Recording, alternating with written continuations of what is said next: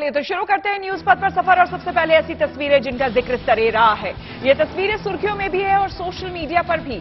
इनसे आपका बाखबर होना बेहद जरूरी है क्योंकि चौराहे पर इन्हीं की चर्चा है।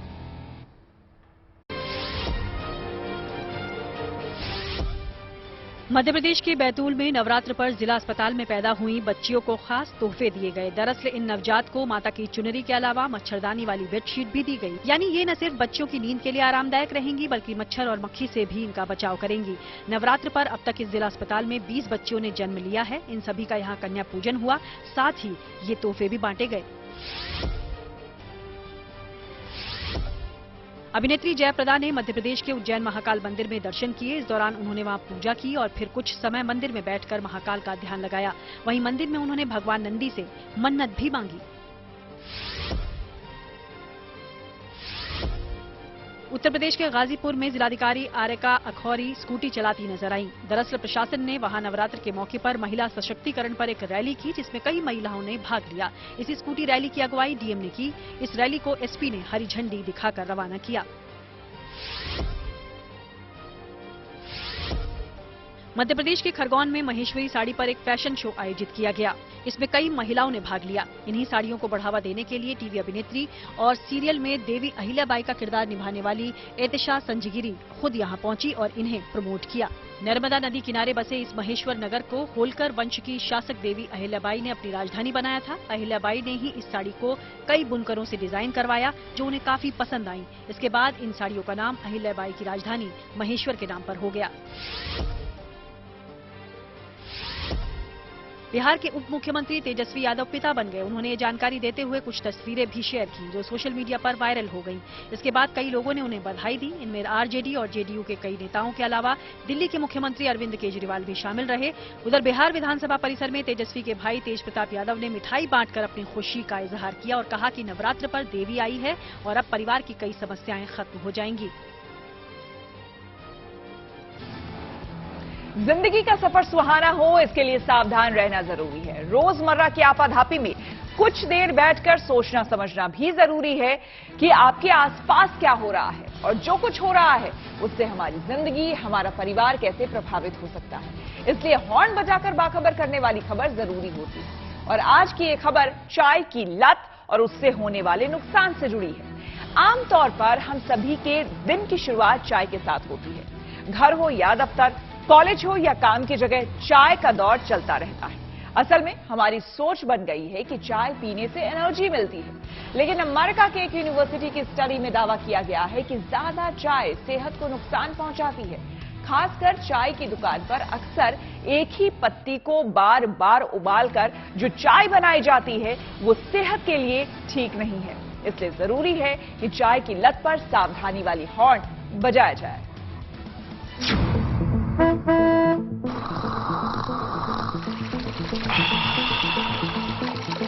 ये चस्का गजब का है। हर तबके, हर उम्र के लोगों को है। सुबह की आदत है, शाम की जरूरत है, काम करते हुए इसकी तलब होती है, बेकार बैठे हैं तब भी इसकी डिमांड होती है। किसी को शौक है, किसी को आदत, किसी के लिए वक्त बिताने की सहूलियत। बहाना कुछ भी हो सकता है, लेकिन एक बात तय है कि हिंदुस्तान में चाय के बगैर कुछ नहीं चलता है। लेकिन जो चाय हम पीते हैं, जिसकी चुस्की से हमें एनर्जी का एहसास होता है, क्या वो सेहतमंद है? क्या चाय पीने का हमारा तरीका ठीक है? अमेरिका की एक रिसर्च बताती है कि अगर सावधानी नहीं दिखाई गई तो चाय की प्याली अनगिनत बीमारियों की वजह बन सकती है। इसलिए जरूरी है कि इसे लेकर सावधानी वाला हॉर्न बजाया जाए। पहले आपको बताते हैं कि अमेरिका की ब्राउन यूनिवर्सिटी की रिसर्च में क्या दावा किया गया है। रिसर्च के अनुसार दूध वाली चाय के हर कप में 40 मिलीग्राम कैफीन होता है। बहुत ज्यादा चाय पीने से आपको कैफीन की लत लग सकती है। इसकी वजह से सेहत पर असर पड़ता है। बड़ा असर ये होता है कि किसी काम पर फोकस कर पाना मुश्किल हो जाता है। लेकिन चाय की चुस्की के साथ समस्याएं कई और भी हैं और इसका कनेक्शन हमारे चाय पीने के तरीके से भी है। चाय की दुकान पर दोस्तों के साथ चाय पीने में मजा तो बहुत आता है, लेकिन हम गौर नहीं करते कि चाय वाला एक ही पत्ती को बार बार उबालकर चाय बनाता है। ये चाय शरीर पर धीमे जहर जैसा असर करती है। इससे आपको सेहत से जुड़ी कई समस्याएं हो सकती हैं। कई बार चाय वाला ठंडी चाय गर्म कर दे देता है। ये भी सेहत के लिए ठीक नहीं, क्योंकि ठंडी चाय को गर्म करने पर उसमें बैक्टीरिया पनपने लगते हैं। घर में भी अगर 10 से 15 मिनट तक आपने चाय नहीं पी तो उसे दोबारा गर्म करने की जहमत बिल्कुल न उठाएं। इसके साथ ही चाय से जुड़ी कुछ और आदतों और उनके असर को समझना जरूरी है। खाली पेट चाय पीने की आदत ठीक नहीं, क्योंकि इससे मेटाबॉलिक सिस्टम बिगड़ जाता है। इससे कब्ज या पेट में ऐंठन की समस्या हो सकती है। अगर दिन में 4 कप से ज्यादा चाय पीते हैं तो स्ट्रेस और एंजाइटी बढ़ने लगती है। इसी तरह खूब दूध वाली चाय ज्यादा पीने से कोलेस्ट्रॉल बढ़ जाता है, जिससे ब्लड प्रेशर का लेवल बढ़ सकता है। चाय से बड़ी समस्या एसिडिटी की होती है। चाय में कैफीन होता है, जिसकी वजह से पेट में गैस बनती है और इससे आंतें भी खराब हो सकती हैं। ऐसा नहीं कि चाय पीने से बस नुकसान ही होता है, इसके फायदे भी हैं। थकावट दूर होती है, इम्यूनिटी बूस्ट होती है, माइग्रेन की परेशानी दूर होती है, मौसमी बीमारियां होने का खतरा कम होता है। लेकिन ये सभी फायदे तभी मिलते हैं जब चाय कंट्रोल में पी जाए। रोजाना कई कप चाय पीने वालों को छोटी मोटी समस्याओं से हमेशा दो चार होना पड़ेगा।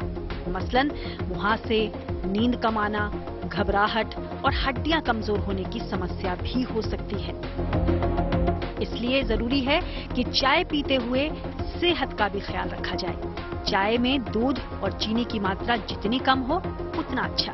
खाना खाने के बाद और सोने से पहले चाय पीने की आदत से तौबा कर लें। और सेहत की फिक्र है तो चाय के साथ काजू बादाम या मूंगफली बिल्कुल न खाएं। और सबसे जरूरी बात, दिन भर में 1 या 2 कप चाय ही ठीक है। चाय से जुड़ी सावधानियों पर ध्यान दें और दूसरों को जानकारी देने के लिए हॉर्न बजाएं। Bureau report, good news today. देखिए, मीठी चाय की चुस्की मजेदार तो हर किसी को लगती है, लेकिन इससे नुकसान भी बेहिसाब है। दिन भर में कई कप चाय पीने से हमें क्या परेशानी हो सकती है, इसे हमने समझा डॉक्टर वंदना भार्गव से। चाय पीने से कोई ज्यादा फायदा नहीं होता है, बस हम अपने आप को थोड़ा सा एनर्जेटिक और एक्टिव फील करने लग जाते हैं। इसमें कैफीन और निकोटीन दोनों पाए जाते हैं, जिसके कि हम बहुत ज्यादा आदी हो जाते हैं और उसको अगर हम नहीं लेते हैं तो हम बहुत लेथार्जिक फील करना शुरू कर देते हैं कि हमें आलस सा आता रहता है।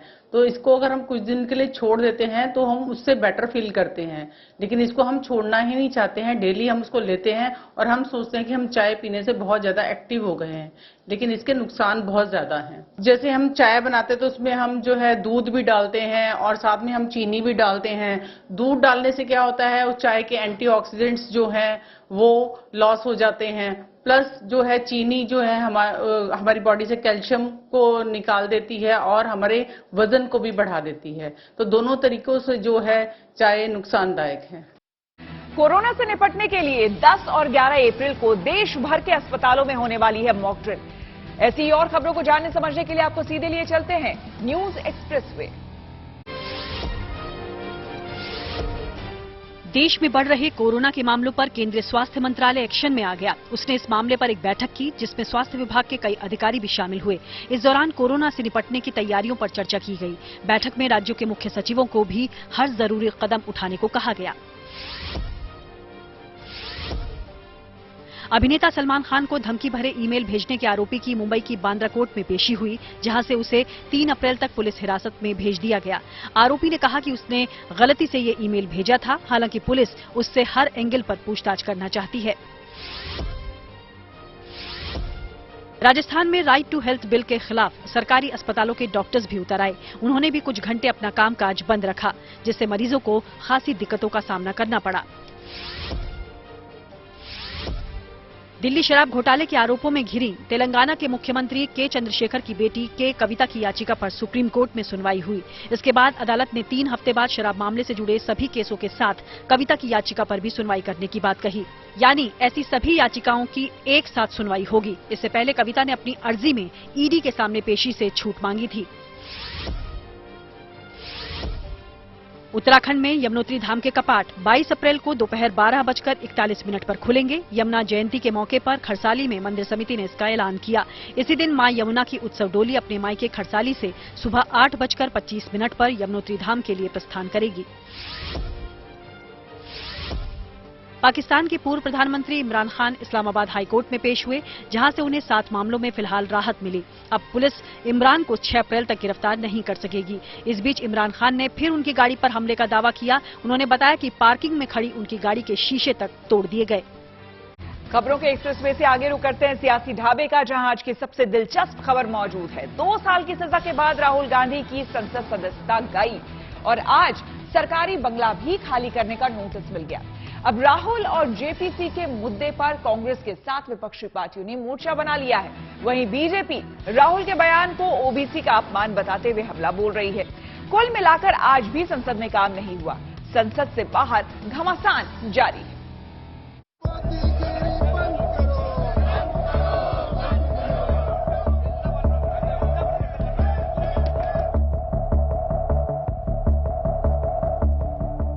संसद ठप है, पर संसद से जुड़े कुछ काम बड़ी तेजी से हो रहे हैं। गुरुवार को राहुल को सजा मिली, शुक्रवार को संसद की सदस्यता चली गई और 2 दिन के वीकली ऑफ के बाद सोमवार को सरकारी आवास खाली करने का नोटिस आ गया। डेमोक्रेसी को मोदी जी एक एक करके खत्म कर। कांग्रेस ने आज सुबह संसद में राहुल की सदस्यता रद्द होने के मुद्दे पर काफी हंगामा किया। लगभग पूरे विपक्ष ने काले कपड़ों में मार्च किया। इस विरोध में सोनिया गांधी भी शामिल हुई। लगा था कि विरोध के दबाव में सरकार बैकफुट पर आ जाएगी, पर शाम तक राहुल गांधी को घर खाली करने का नोटिस भेज दिया गया। लोकसभा की हाउस कमेटी ने राहुल गांधी को 12 तुगलक लेन वाले सरकारी बंगले को 22 अप्रैल तक खाली करने को कहा है। प्रदर्शन बीजेपी भी कर रही है। राहुल के बयान को ओबीसी का अपमान बताते हुए उनसे माफी की मांग की जा रही है।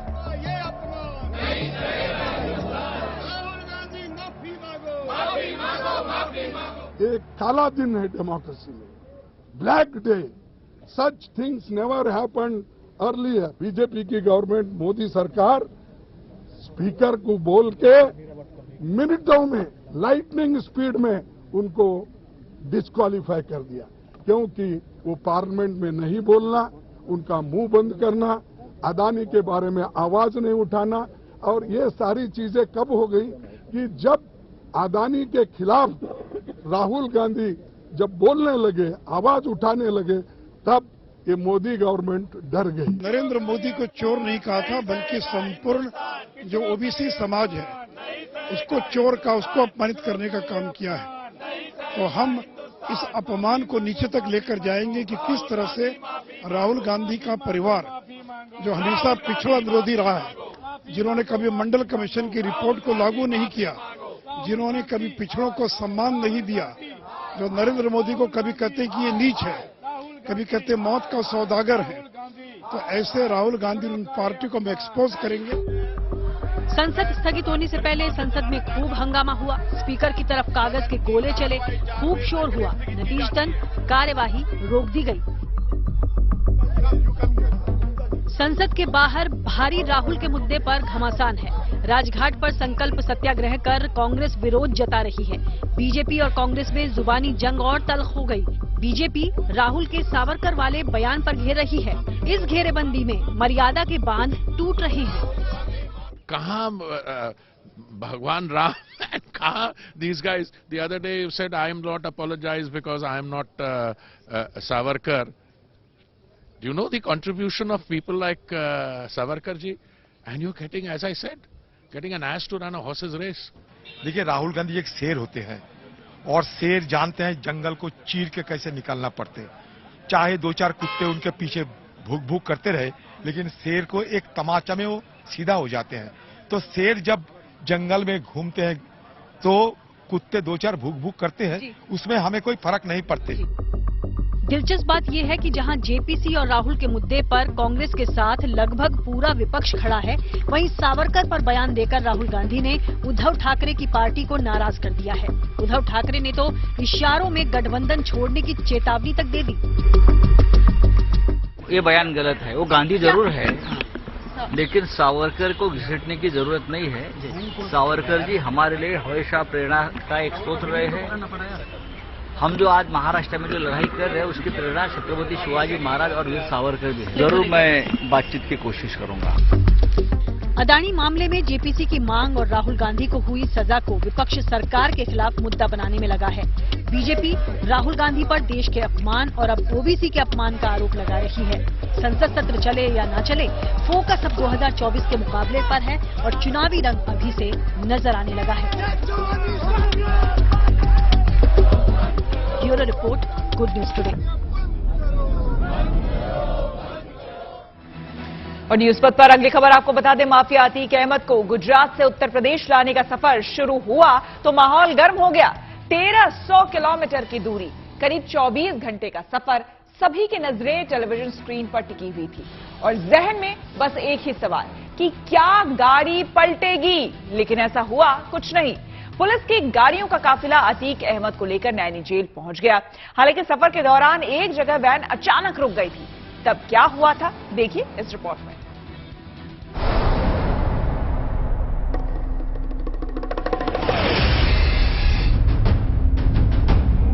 इधर पुलिस की गाड़ियों का काफिला रफ्तार से आगे बढ़ रहा था, उधर लोगों के जहन में बस एक ही सवाल था, क्या माफिया अतीक अहमद को ले जा रही पुलिस की गाड़ी पलट सकती है?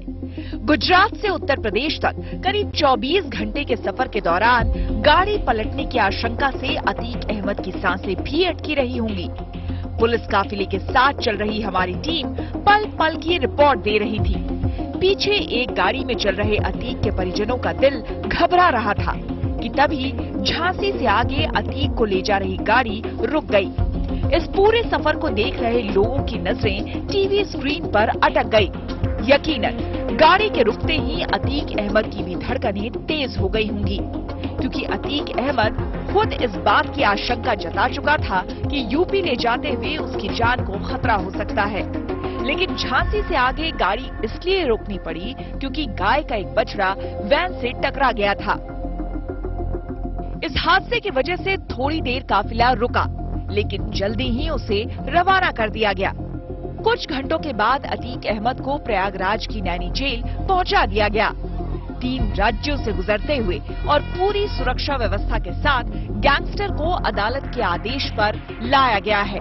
लेकिन उसे और उसके परिवार को डर था कि गाड़ी पलटने के बहाने उसका एनकाउंटर हो सकता है। जो डॉन पूरे शहर को, पूरे उत्तर प्रदेश को डराता था, आज वो खुद डरा हुआ है। तो ये अपने आप में दिखाता है कि अब कानून का राज किनके हाथों में है, वो जनता के हाथ में है, न ही इन डॉन और माफियों के हाथ में। ये माननीय न्यायालय का जो भी निर्णय है उसका हम लोग अनुपालन करा रहे हैं। हमारी पुलिस प्रशासन के लोग लगे हुए हैं और माननीय न्यायालय जो भी आदेश देगा उसका अनुपालन कराना हमारा धर्म है। 16 साल पुराने अपहरण के एक मामले में अन्य आरोपियों के साथ अतीक अहमद को कल प्रयागराज की अदालत में पेश किया जाएगा। उससे उमेश पाल हत्याकांड मामले में भी पूछताछ होगी। जाहिर है अतीक को लेकर इस दौरान यूपी में सियासी पारा चढ़ा रहेगा। Bureau report, good news today. News पथ पर आगे धन बाजार है, जहां शेयर बाजार से लेकर कारोबार तक की सभी अहम खबरें हैं और इसका सीधा रिश्ता आपकी आमदनी और आपकी जेब से है। तो तेज रफ्तार खबरों के बीच ये जरूरी खबरें छूट ना जाए, इसलिए आपको सीधे लिए चलते हैं धन बाजार। सोमवार को 30 शेयरों वाला बीएसई सेंसेक्स 126 अंक चढ़कर 57,653 पर बंद हुआ। वहीं निफ्टी में 40 अंक की बढ़ोतरी दर्ज की गई, जो 16,985 के स्तर पर बंद हुआ। एचडीएफसी सिक्योरिटीज के अनुसार सोना 640 रुपए लुढ़ककर प्रति 10 ग्राम 59,220 रुपए हो गया। इससे पहले के कारोबार में सोने की कीमत प्रति 10 ग्राम 59,860 रुपए दर्ज की गई थी। चांदी के दाम में भी 700 रुपए की गिरावट देखी गई, जिसके बाद 1 किलो चांदी की कीमत 70,140 रुपए हुई। वित्तीय संकटों से घिरे अमेरिका के सिलिकॉन वैली बैंक को फर्स्ट सिटीजन बैंक ने खरीद लिया। First Citizen Bank share Inc ने इसे फेडरल डिपॉजिट इंश्योरेंस कॉर्पोरेशन से खरीदा, जिसके अनुसार फर्स्ट सिटीजन बैंक और ट्रस्ट ने सिलिकॉन वैली बैंक के सभी डिपॉजिट्स और लोन की खरीद के लिए सहमति दे दी है। क्वांटम कंप्यूटिंग बेस्ड देश का पहला टेलीकॉम नेटवर्क लिंक शुरू हुआ। इसे दिल्ली में संचार भवन से नेशनल इंफॉर्मेटिक्स सेंटर के ऑफिस के बीच शुरू किया गया। इस मौके पर टेलीकॉम मंत्री अश्विनी वैष्णव ने कहा कि हम जल्द ही हैकाथॉन भी शुरू कर रहे हैं और अगर कोई एथिकल हैकर्स इस सिस्टम में सेंध लगाएगा उसे 10 लाख रुपए इनाम मिलेगा। रुक करते हैं प्रगति मार्ग का, जहां ऐसी खबरें हैं जो कि देश की तरक्की, प्रगति और लोगों की काबिलियत दिखाती है। बॉक्सिंग रिंग के अलावा कुश्ती के अखाड़े में भी महिलाएं अपना दमखम दिखा रही हैं। महिला कुश्ती को बढ़ावा देने के मकसद से महाराष्ट्र के सांगली में पहली बार महिलाओं की कुश्ती प्रतियोगिता हुई। इस प्रतियोगिता में करीब 300 महिला पहलवानों ने हिस्सा लिया, लेकिन सबको पीछे छोड़कर पहली महिला महाराष्ट्र केसरी बनी सांगली की दंगल गर्ल प्रतीक्षा।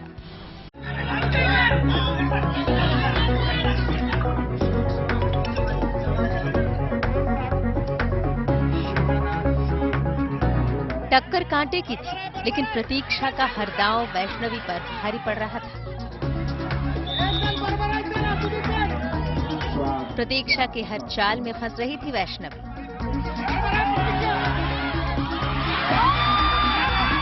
आखिरी दांव में तो शिकंजा ऐसा कसा कि जीत झोली में आ गई और प्रतीक्षा बन गई महाराष्ट्र केसरी।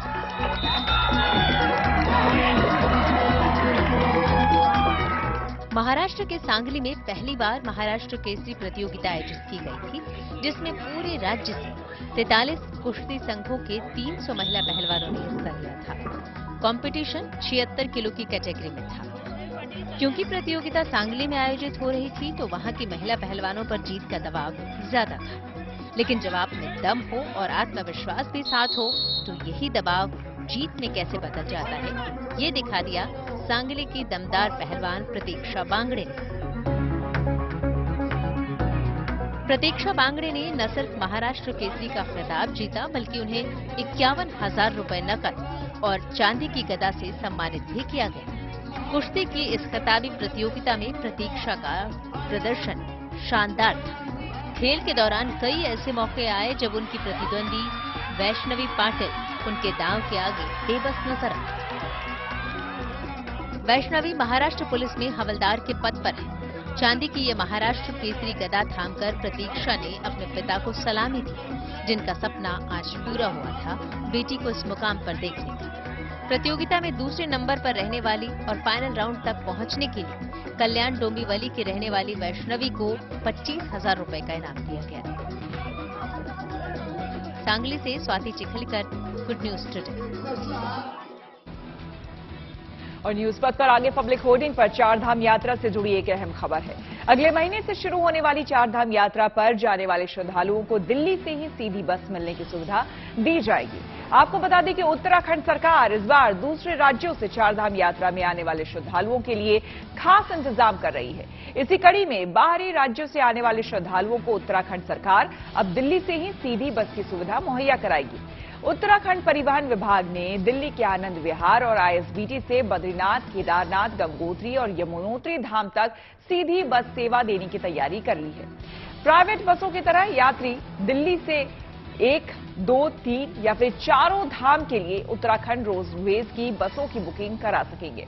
इस बार 4 धाम के लिए दिल्ली से सीधी बस चलाने के साथ ही परिवहन निगम की बसें हरिद्वार, ऋषिकेश समेत देहरादून बस अड्डे से भी मिलेंगी। इसके लिए दिल्ली, देहरादून, हरिद्वार और ऋषिकेश बस टर्मिनल पर बुकिंग काउंटर भी खोले जाएंगे। साथ ही ऑनलाइन बुकिंग की भी सुविधा मिलेगी। इसके अलावा कुमाऊं मंडल से भी 4 धाम के लिए रोडवेज की सीधी बस चलाने का प्रयास किया जा रहा है। शुरुआत में 4 धाम यात्रा के लिए उत्तराखंड रोडवेज की 100 बसों को चलाया जाएगा। परिवहन निगम ने करीब 350 बसों को 4 धाम यात्रा के लिए रिजर्व में रखने का आदेश सभी डिपो को दे दिया है। 4 धाम यात्रा में पहली बार साल 2020 में उत्तराखंड परिवहन निगम की बसों को लगाया गया था, जिससे कि यात्रियों को काफी फायदा हुआ था। इसके बाद साल 2021 और 2022 में भी 4 धाम यात्रा में उत्तराखंड सरकार ने सरकारी बसों को चलाया था। इस साल 4 धाम यात्रा 22 अप्रैल को गंगोत्री और यमुनोत्री धाम के कपाट खुलने के साथ शुरू हो जाएगी। इसके बाद 25 अप्रैल को केदारनाथ धाम और 27 अप्रैल को बद्रीनाथ धाम के कपाट श्रद्धालुओं के लिए खोले जाएंगे। आर्टिफिशियल इंटेलिजेंस टूल पर सरकार ने दिया है बड़ा संकेत। टेक्नोलॉजी से जुड़ी ऐसी ही हर एक जरूरी खबर को जानने समझने के लिए आपको लिए चलते हैं डिजिटल गली। भारत सरकार भी आर्टिफिशियल इंटेलिजेंस से जुड़ा एक टूल लॉन्च कर सकती है। केंद्रीय आईटी मंत्री अश्विनी वैष्णव ने इसके संकेत दिए। दरअसल चैट जीपीटी से जुड़े सवाल पर उन्होंने कहा कि कुछ हफ्तों का इंतजार कीजिए, एक बड़ी घोषणा होगी। इसरो जल्द ही Indian council of historical research के साथ एक करार कर सकती है, जिसके जरिए राम सेतु समेत प्राचीन भारत के कई अहम पहलुओं पर रिसर्च हो सकती है। इसमें ऐसे भी पहलू शामिल हो सकते हैं जिन पर अभी तक सिर्फ अटकलें ही लगती हैं। जल्द ही उत्तराखंड विधानसभा भी पेपरलेस हो जाएगी। इस तरह वो गोवा, हिमाचल और उत्तर प्रदेश की तरह ई विधानसभा कहलाएगी। स्पीकर रितु खंडूड़ी ने ये जानकारी दी। उनके अनुसार जल्द ही विधानसभा का सत्र पेपरलेस होगा। साथ ही एक क्लिक पर सभी जानकारी मुहैया करवाई जाएगी। इससे कागज की भी बचत होगी और खर्च भी घट जाएगा। न्यूज पर अब सोशल अड्डा का रुख करते हैं और आज के मुद्दे पर लोगों की राय जानते हैं। सोशल अड्डा में आज का मुद्दा देश की महिला शक्ति से जुड़ा हुआ है। देश के हर एक क्षेत्र में महिलाओं की भागीदारी बढ़ रही है। जमीन पर बस, ट्रेन चलाने से लेकर आसमान में फाइटर प्लेन और यात्री विमान उड़ाने तक सब जगह भारतीय महिलाएं अपनी धाक जमा रही है। एक ताजा रिपोर्ट के मुताबिक दुनिया में सबसे ज्यादा महिला पायलट भारत में है। दुनिया में औसतन 5% महिला पायलट है, जबकि भारत में इससे 3 गुना ज्यादा यानी कि 15% महिला पायलट है। International association of women airline pilots ने एविएशन सेक्टर में जेंडर इक्वालिटी यानी कि महिला पुरुष समानता पर पिछले साल एक रिपोर्ट जारी की। इस रिपोर्ट के मुताबिक फ्लाइट डेक यानी कि विमान के कॉकपिट में मौजूद स्टाफ में जेंडर इक्वालिटी के मामले में भारत दुनिया में सबसे आगे है। भारत में फ्लाइट डेक पर सबसे ज्यादा 12.4% जेंडर इक्वालिटी रेट है। इसके बाद दूसरे नंबर पर आयरलैंड और तीसरे नंबर पर साउथ अफ्रीका है। यही नहीं, एक रिसर्च रिपोर्ट के मुताबिक पुरुषों के मुकाबले महिला पायलट का क्रैश रेट काफी कम होता है। तमाम भारतीय एयरलाइन से जुटाई गई जानकारी के मुताबिक साल 2021 में 244 पायलट भर्ती किए गए थे। अनुमान है कि भारत में अगले 5 वर्षों में सालाना 1000 नए पायलट की जरूरत पड़ेगी। एविएशन सेक्टर पर नियंत्रण रखने वाली संस्था डीजीसीए के मुताबिक भारत में अभी लगभग 10,000 पायलट काम कर रहे हैं। इनमें 67 विदेशी पायलट है जो अलग अलग एयरलाइन के लिए काम करते हैं। जाहिर है भारत में महिलाएं एविएशन सेक्टर में भी ऊंची उड़ान भर रही हैं। सोशल अड्डा में हमने इसी मुद्दे पर कुछ लड़कियों से बात की और उनकी राय जानी। भारत की महिलाओं ने दुनिया भर में अपने योगदान से एक परचम सा बनाया, एक जगह बना ली अपनी। एज अ विमेन आपको कैसा लगता है ये सुनकर, ये जानकर? मैं बहुत गर्वित महसूस करती हूँ जब मैं किसी भी महिला को के लिए कुछ भी अच्छी बात सुनती हूँ। बचपन में मैं देखती थी कोई भी बच्ची स्कूटर नहीं चलाती थी, फिर मैंने देखा कि बच्चियां स्कूटर चलाने लगी, स्कूटी उनके लिए स्पेशल घर में आने लगी। मेरे को इतनी खुशी महसूस होती थी। फिर मैंने देखा लड़कियां कारें चला रही हैं, आज महिलाएं आसमान में उड़ रही हैं। मैं बहुत गर्वित महसूस करती हूँ। मेरे पास घर के पार्क में छोटे छोटे बच्चे श्रमिकों के पढ़ने के लिए आते हैं। मैं उन्हें सबसे पहले यही बात कहती हूँ, देखो आज महिला ऊपर आसमान में उड़ रही है, तुम भी उड़ सकती हो, पर तुम्हें पहले पढ़ना होगा। बहुत प्राउड होता है ये सुन के कि हम, और बहुत ग्रेटफुल फील होता है, बहुत थैंकफुल फील होता है कि हम लोग एक ऐसी फैमिलीज में पैदा हुए हैं जहाँ पे स्टार्टिंग से ही पढ़ना लिखने पे बहुत ज्यादा, वो करियर पे ज्यादा फोकस किया गया है और शुरू से ही इनकरेज किया गया है कि पढ़ाई लिखाई करनी है ताकि हम अपने पैरों पे खुद स्टैंड हो सके। और बहुत अच्छा फील होता है ये सुनकर भी कि इंडिया एक ऐसी कंट्री बनता जा रहा है जहाँ पे विमेन एम्पावरमेंट को ज्यादा इम्पोर्टेंस दी जाती है, बहुत ज्यादा एम्फेसिस दिया जाता है इस टॉपिक पे। पहले हम देखते थे कि क्रिकेट लीग्स जो होती हैं वो खाली मेन के लिए होती थी, बट अब विमेन के लिए भी वो चीज आ रही है, तो वो चीज देख के भी बहुत अच्छा लगता है। ये बहुत बड़ी बात है, बहुत बड़ी अपॉर्चुनिटी है। मतलब हमारा जो देश है वो पूरा का पूरा ही वुमेन्स से ही बन रहा है। जो शुरू हुआ था, जैसे हमारी हिस्ट्री क्या है, वुमेन्स को सबसे नीचे रखा जाता, आज के टाइम पे मेंस वुमेन से नीचे है। वुमेन ज्यादा स्ट्रांग है एज कम्पेयर टू मेन, तो बहुत बड़ी अपॉर्चुनिटी है। जैसे हम मेट्रो में ट्रैवल करते हैं तो हम देखते हैं कि मेन से ज्यादा वुमेन वहाँ पे होती है। ड्राइवर जो होते हैं वो वुमेन्स होती है, तो बहुत हैप्पी वाली फीलिंग होती है कि हाँ वुमेन्स आ रही हैं। आपकी माँ और हमारी माँओं के जनरेशन में औरतें काम नहीं करती थी, आज औरत हर वो काम करती है जो एक पुरुष कर सकता है। क्या फीलिंग होती है? बहुत प्राउड फीलिंग होता है। और आज के जमाने में तो आगे बढ़ना, इट्स लाइक अभी आई थिंक आदमियों से भी ज्यादा औरतें आगे बढ़ रही है। तो उससे बहुत प्राउड फील होता है। मेरी भी 2 बेटियां हैं और उनमें से एक बनना चाहती है पायलट। तो इतना ही गाना गा सकती हूँ कि आज मैं ऊपर आसमां नीचे, जमाना है पीछे।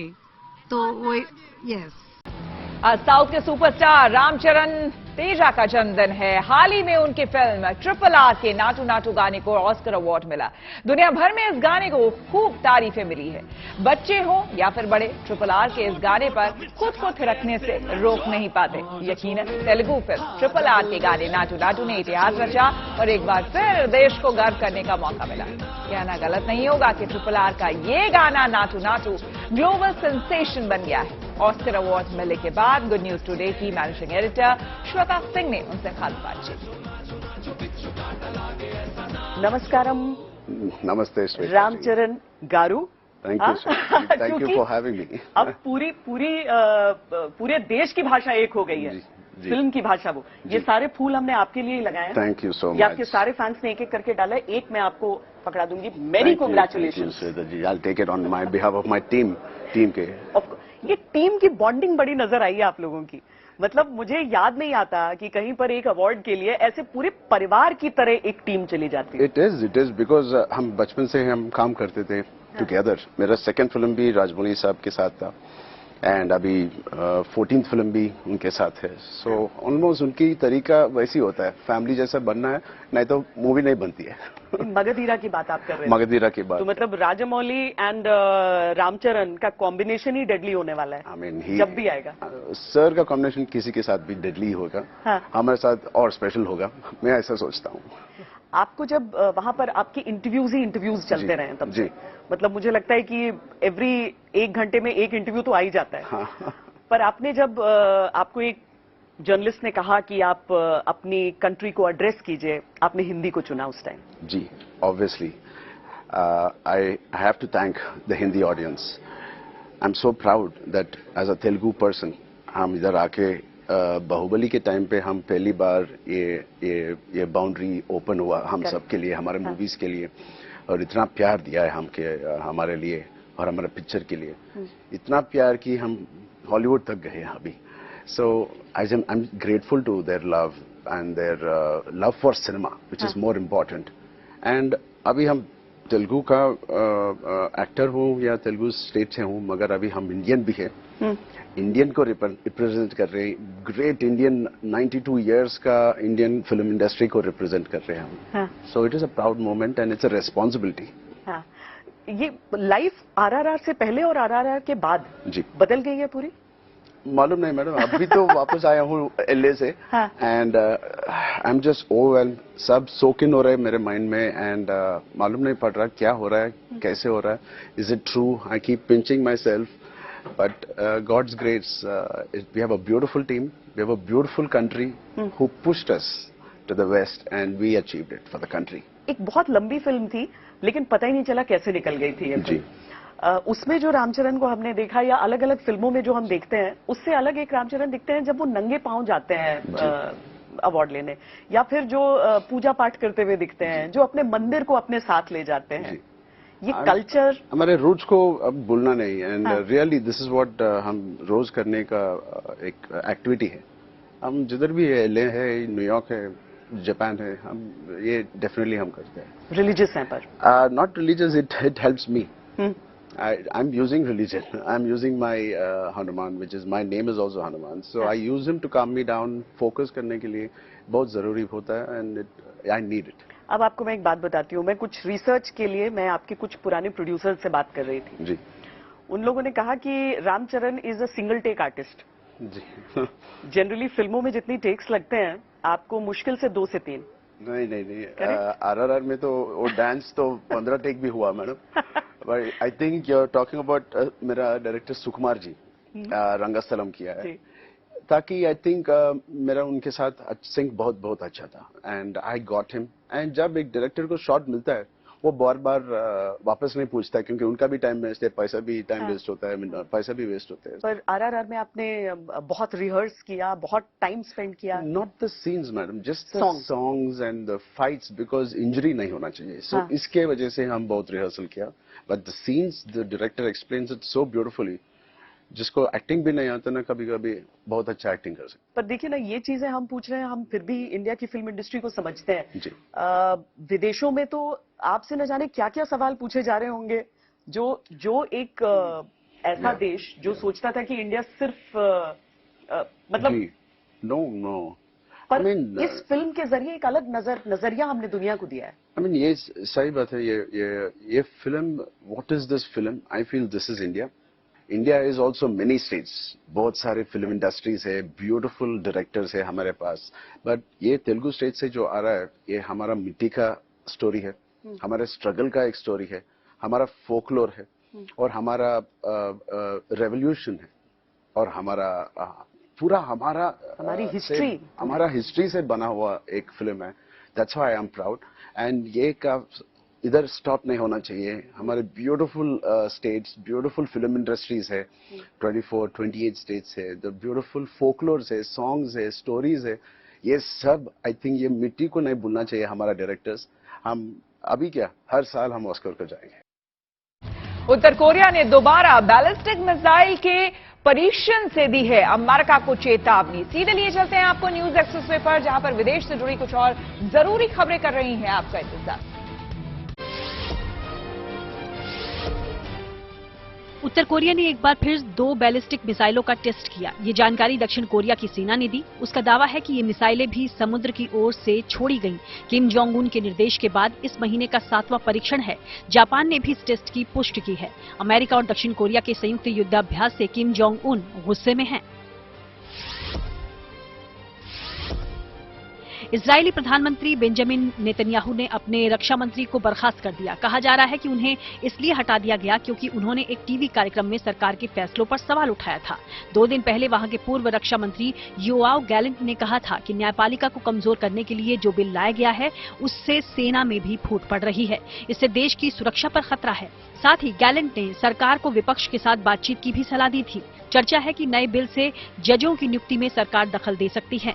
नेतन्याहू के इस बिल के खिलाफ वहां लगातार प्रदर्शन हो रहे हैं। इस बीच राष्ट्रपति ने भी इस बिल को तुरंत रोकने पर जोर दिया है।